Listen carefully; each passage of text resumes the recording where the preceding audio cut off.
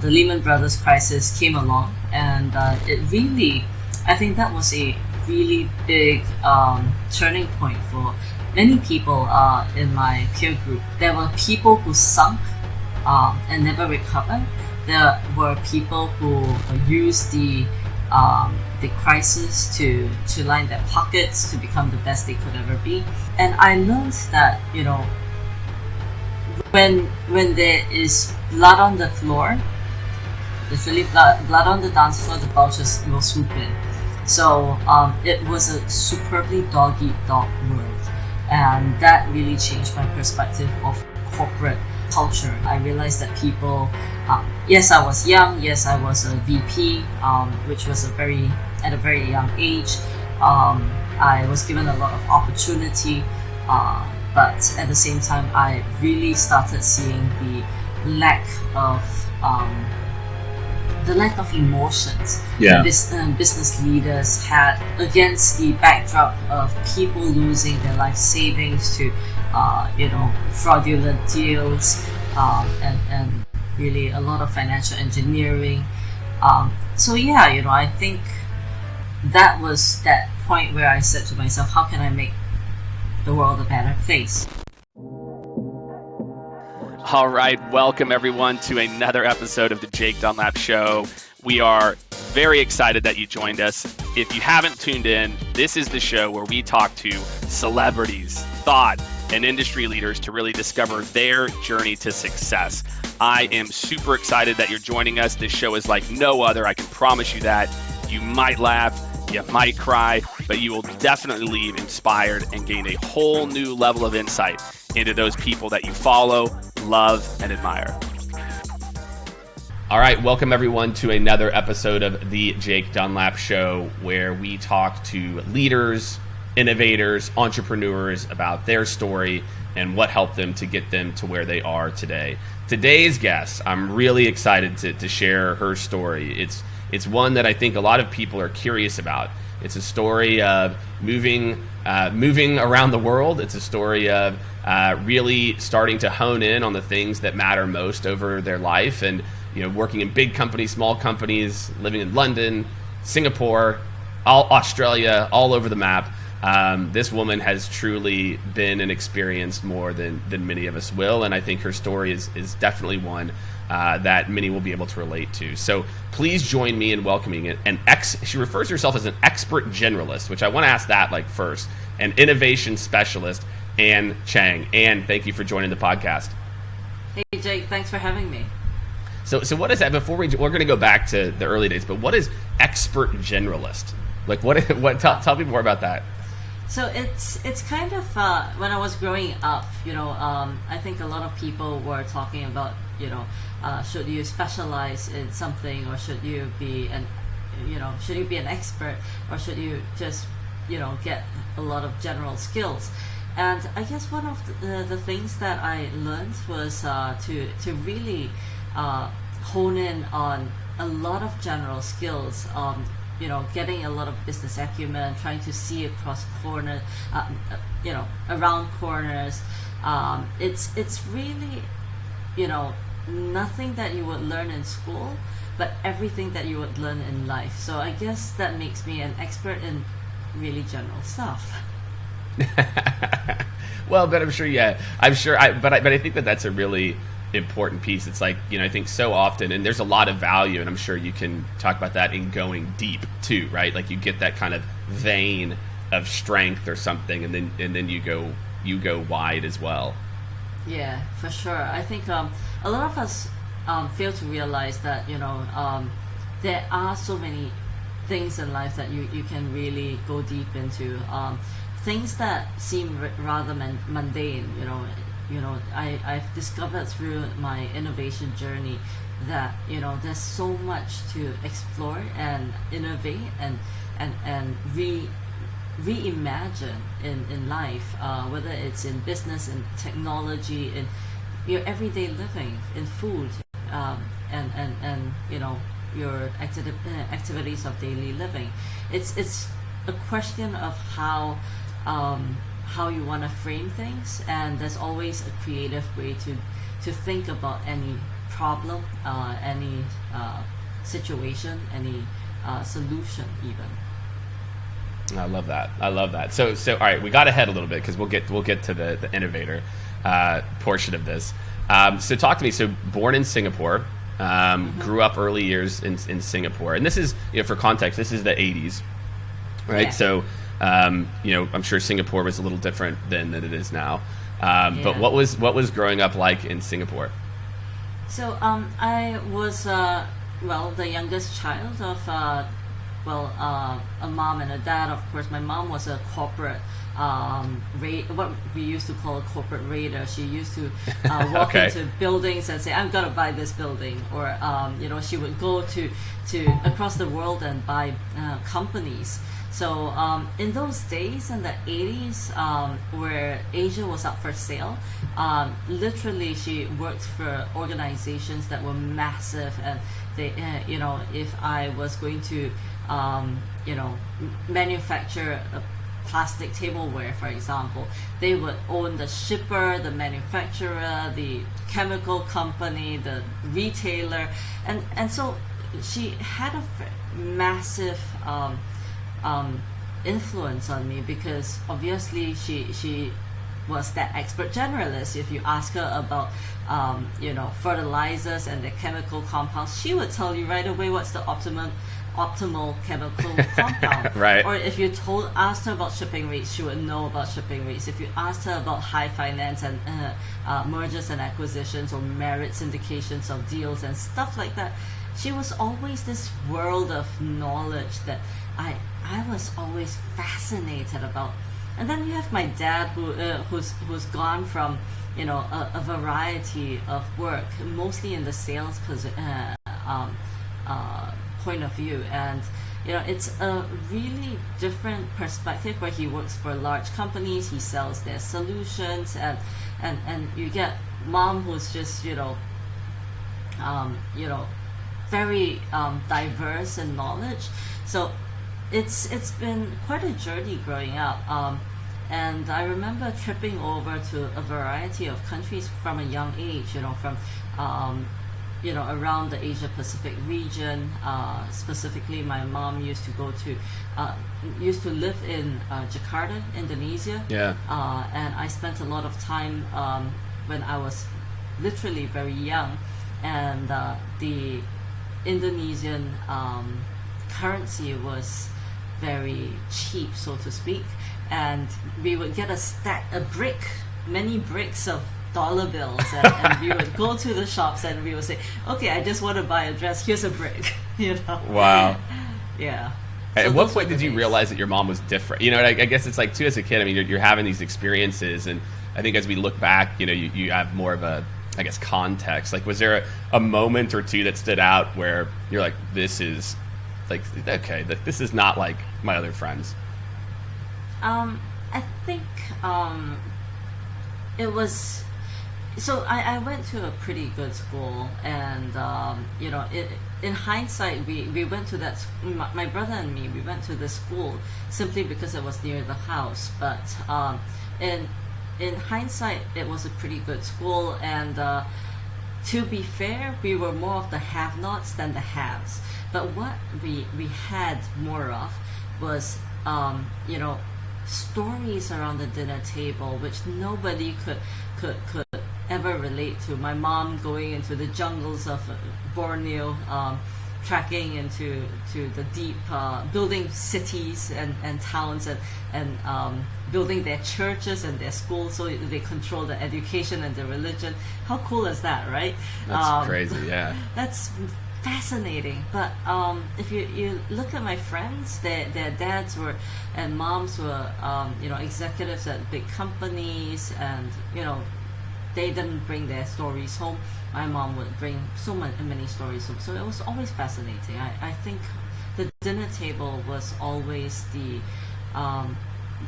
place where I went to, not just for nighttime fort building, but really the stories at the dinner table were really journeys that I took within my mind.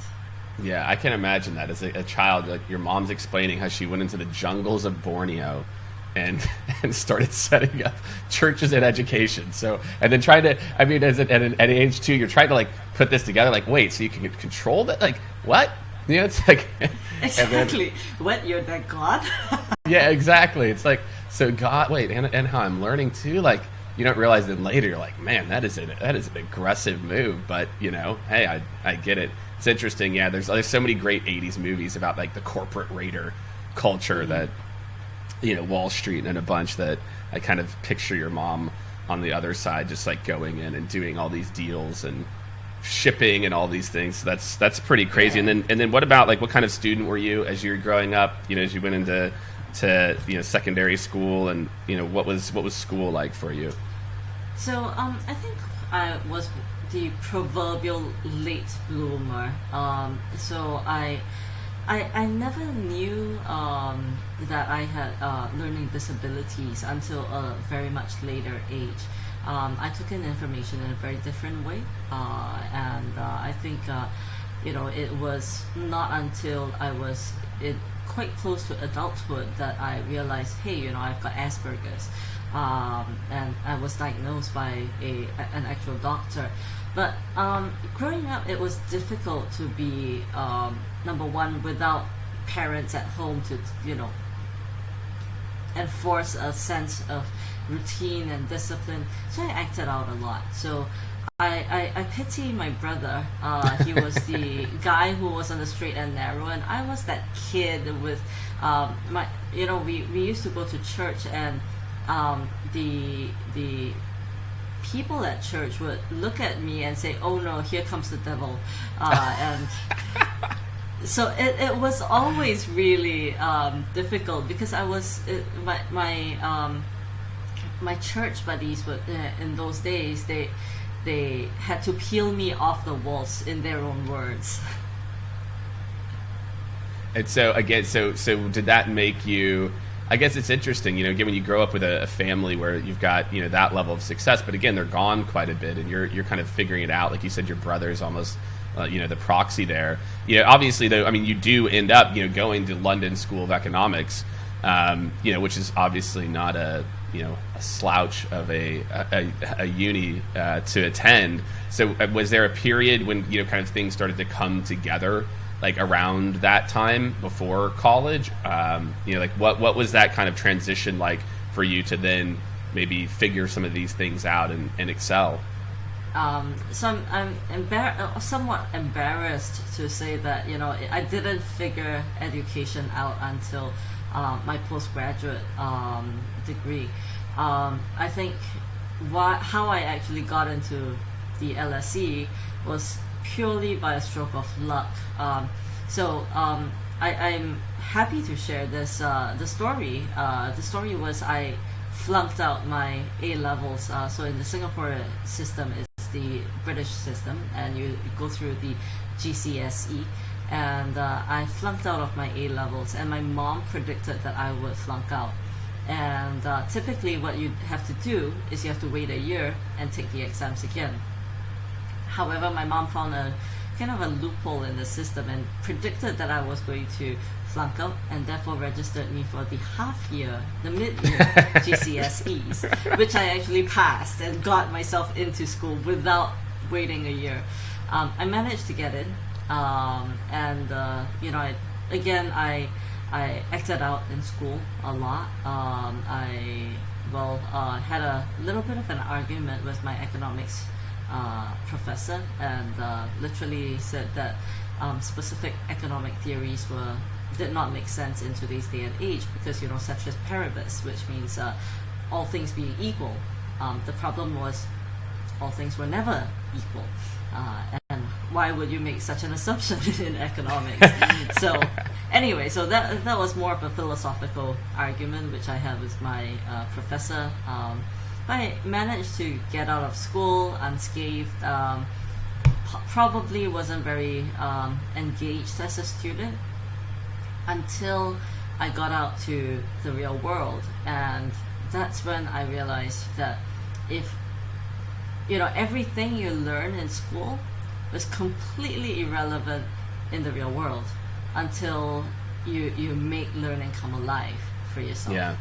So I think that was my turning point, was really when I got into the banks, and I said to myself, I started out with a degree, but I was in a call center, and I was making 300 calls a day. Is that at DBS? Yes, at DBS. Yeah. Shout out to all the folks at DBS, but not my finest moment. But I think it was a great learning journey. I was spotted in DBS in a call center. Basically I went to play drums for the big rebranding town hall event, and that's how I got spotted by management. That said, hey, this kid is smart. I don't know why she's in a call center, but with a little bit of coaching, she might be able to get somewhere. So I went on and I did my master's degree, and I moved on to a regional financial institution called CIMB Bank. It's a Malaysian bank, but they had acquired a couple of brokerage in Singapore. And that's when I rose to a little bit of infamy or fame. I'm not sure. It depends on who you ask. The Lehman Brothers crisis came along, and I think that was a really big turning point for many people in my peer group. Yeah. So there were people who sunk and never recovered. There were people who use the crisis to become, to line their pockets, to become the best they could ever be. And I learned that, when there is blood on the floor, literally blood on the dance floor, the vultures will swoop in. So it was a superbly dog-eat-dog world, and that really changed my perspective of corporate culture. I realized that people, yes, I was young, yes, I was a VP, which was at a very young age. I was given a lot of opportunity, but at the same time, I really started seeing the lack of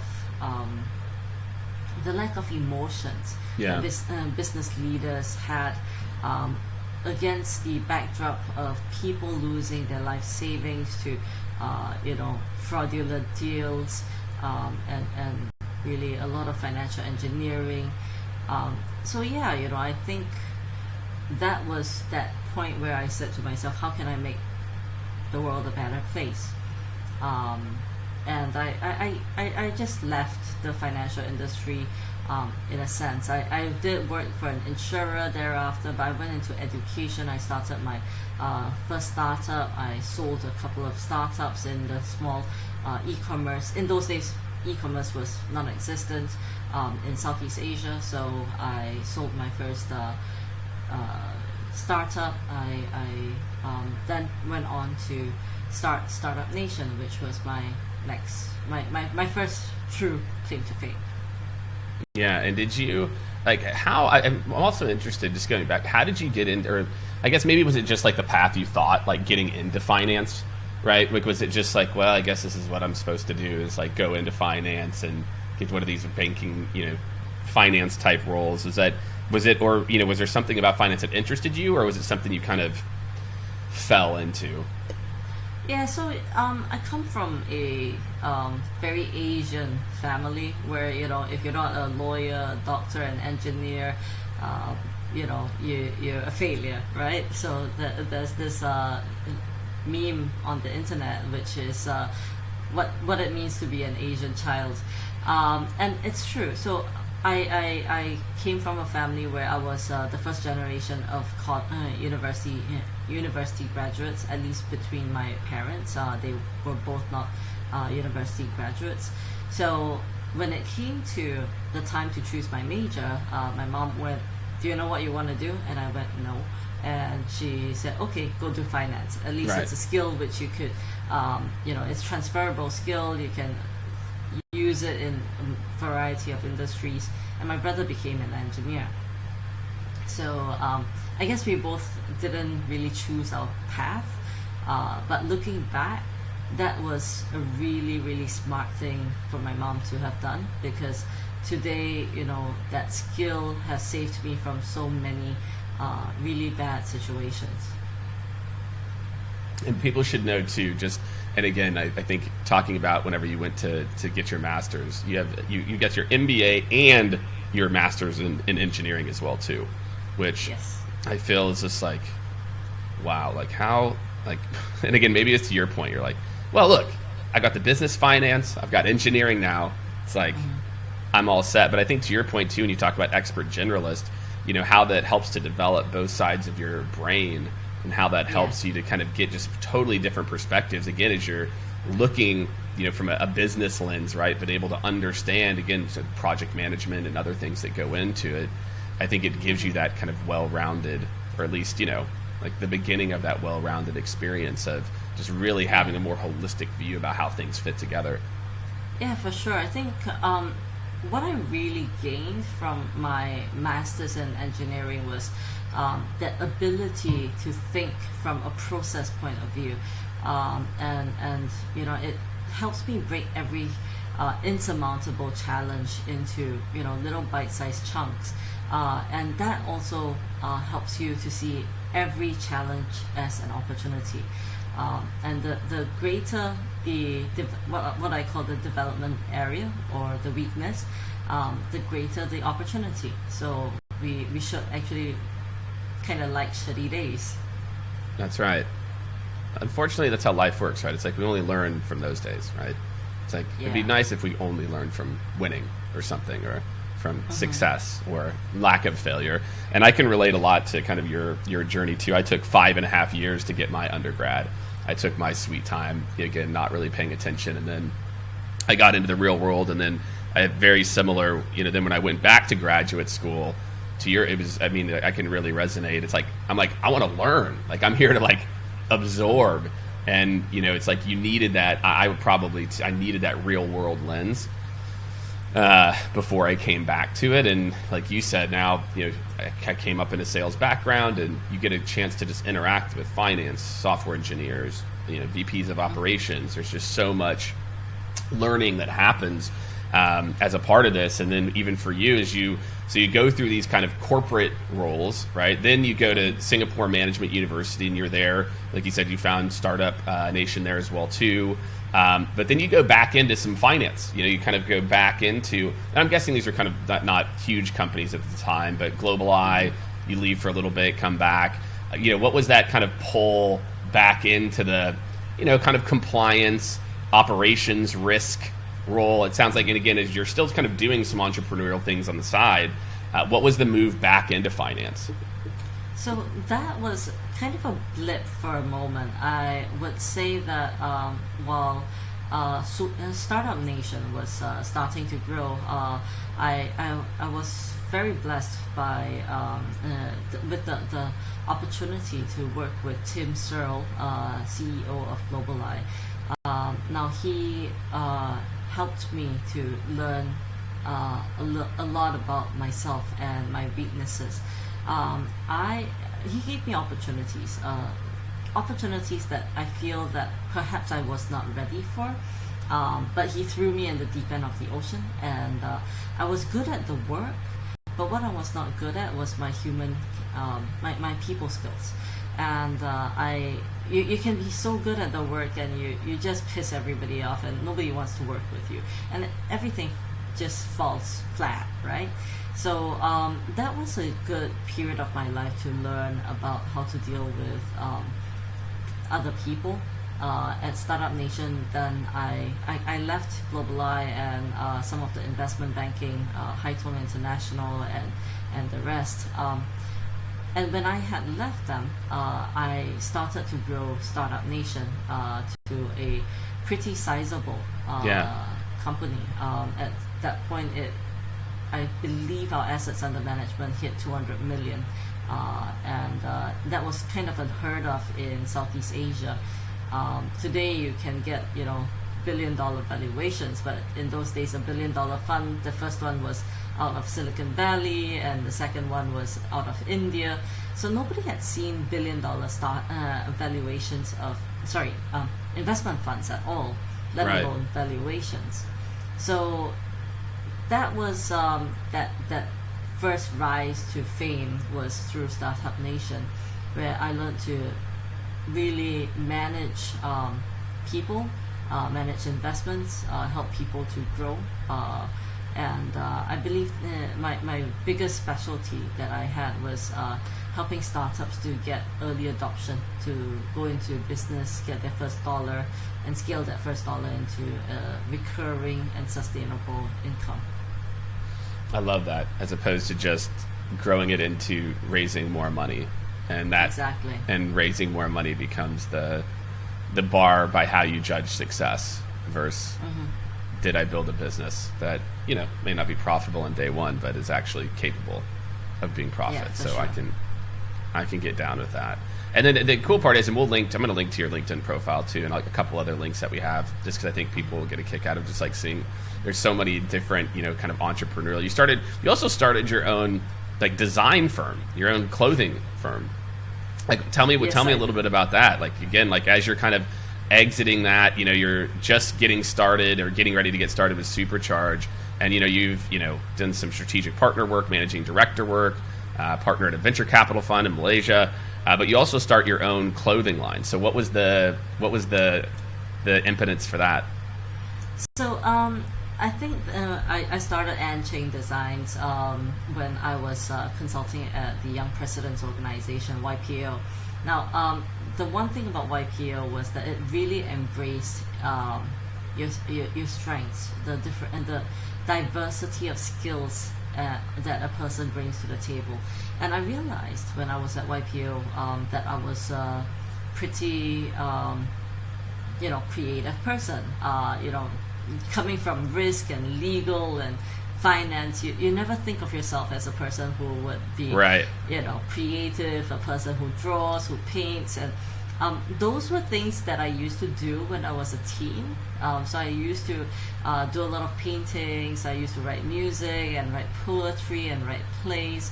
And then I kind of went into the real world, and I said, okay, it's time to go down the straight and narrow and just try to build a career. And then I landed in YPO, and they said, hey, why don't you write some content? And one thing led to another. I hosted my own podcast show. I have my own YouTube channel. I had, all kinds of different creative outlets.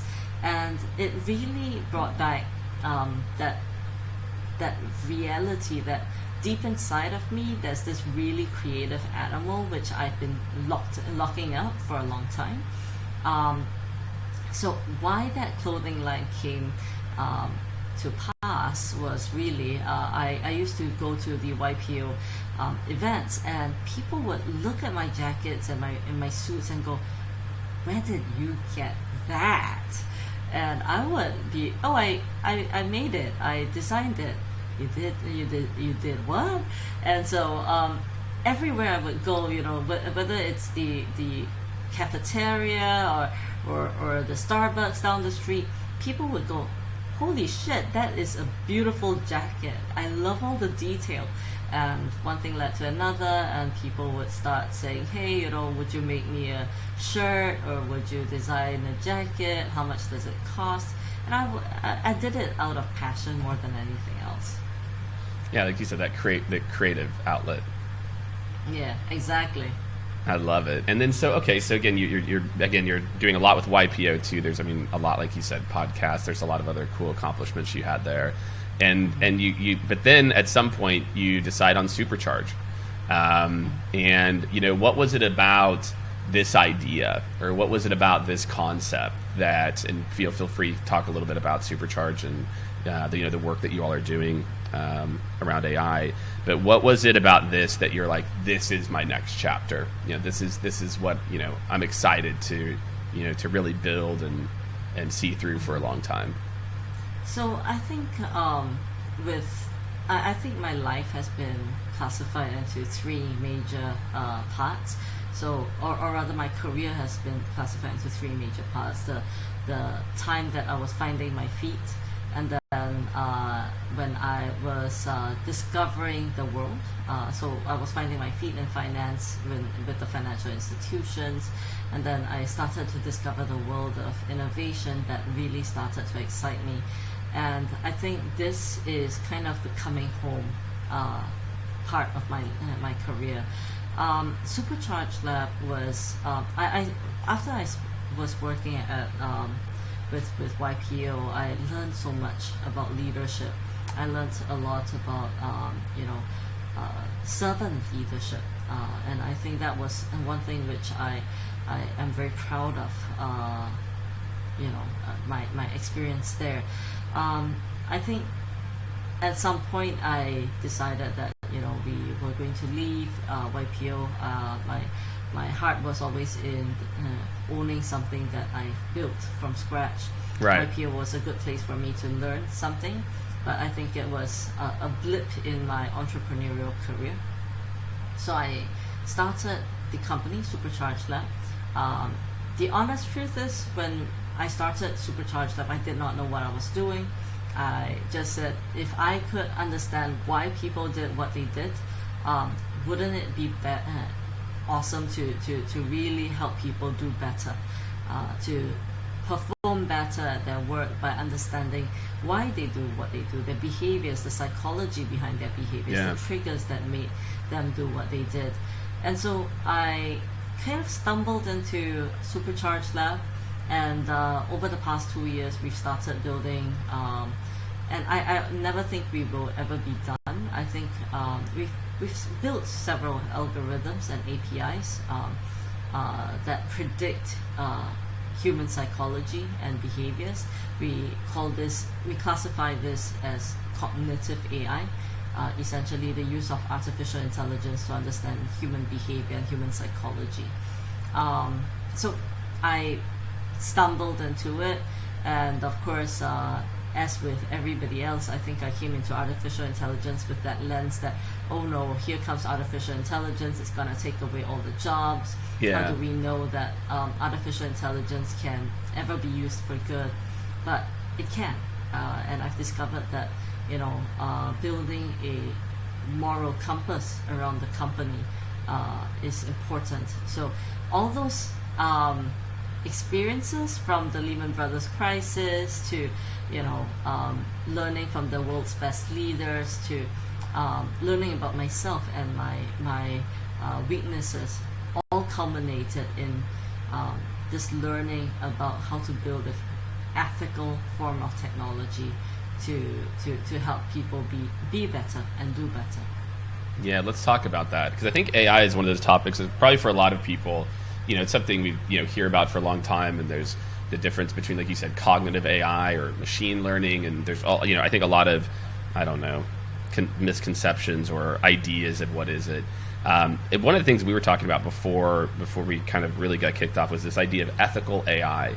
So for people out there who may have an idea of what AI is, or they've heard it a million times, how would you define this term of ethical AI, and what you think that means for the future of AI and deep learning?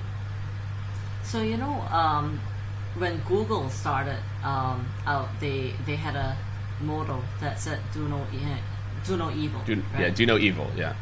So I think that's what we call the starting of a moral compass.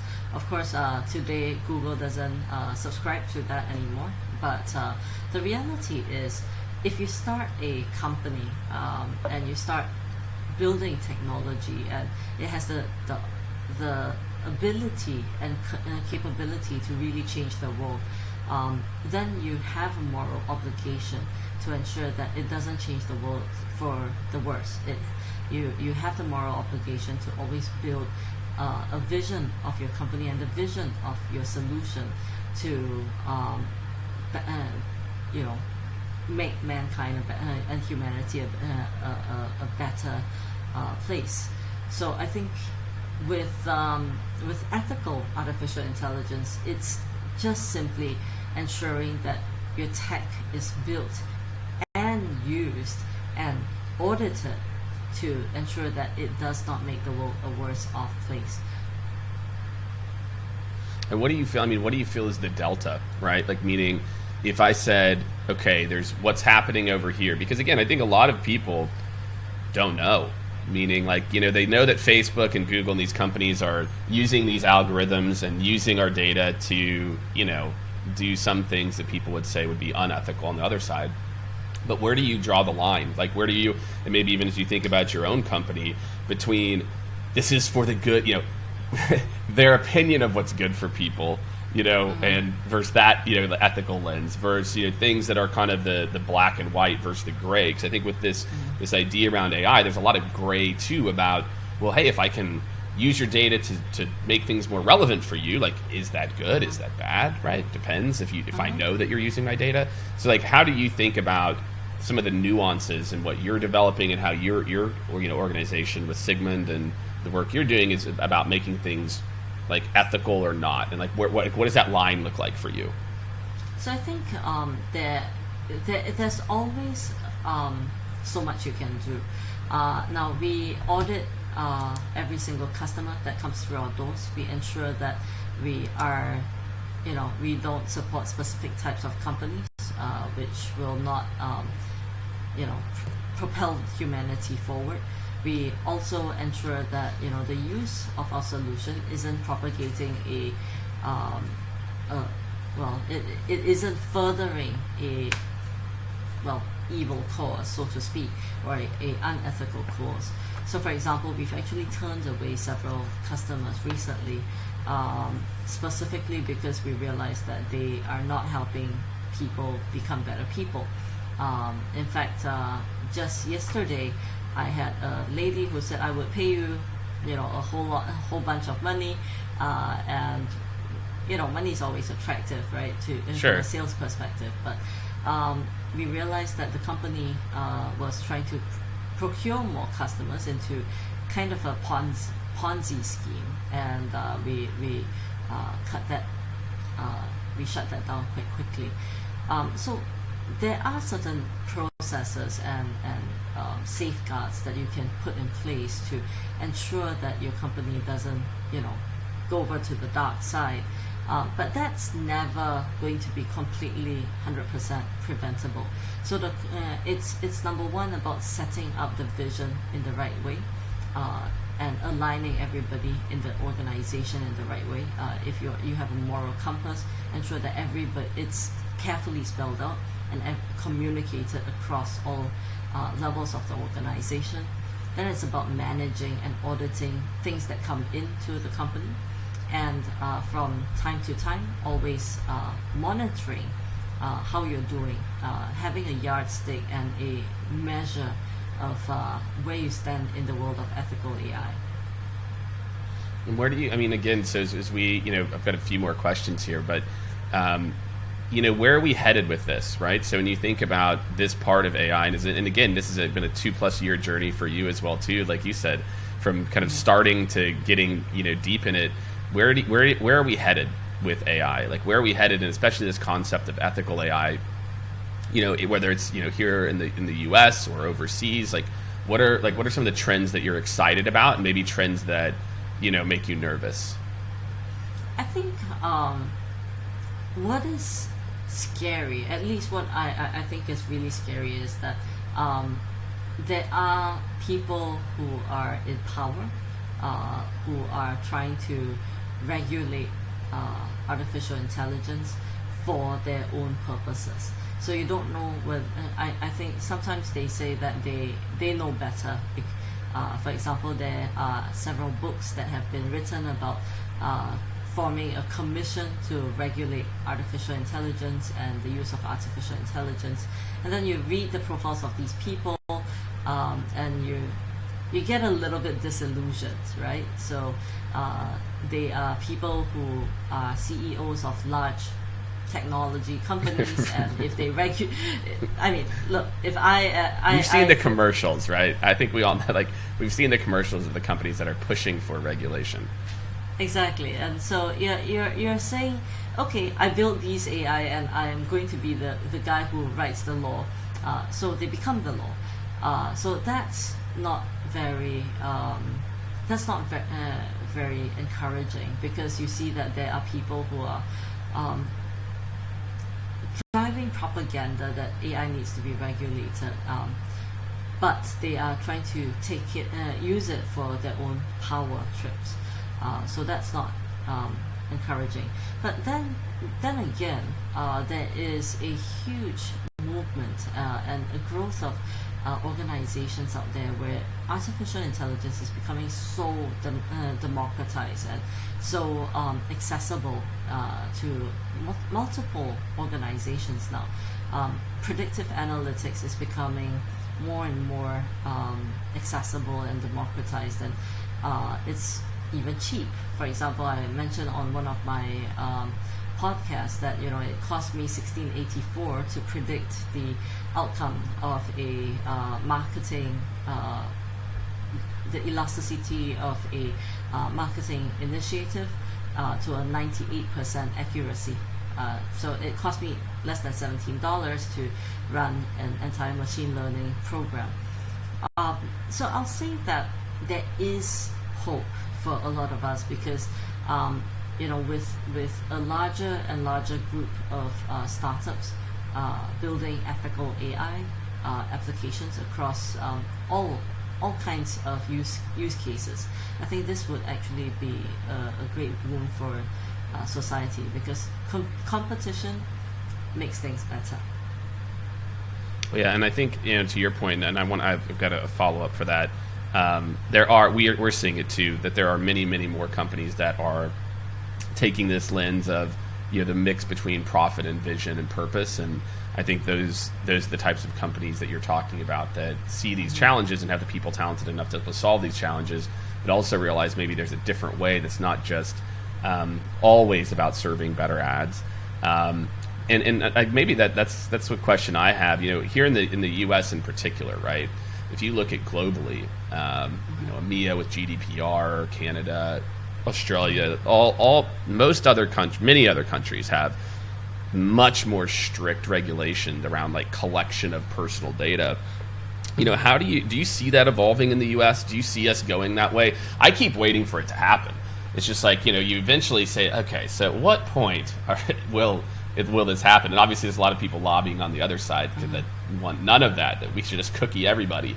But what do you see, and again, you're not a legislator, so I'm not asking you to pontificate.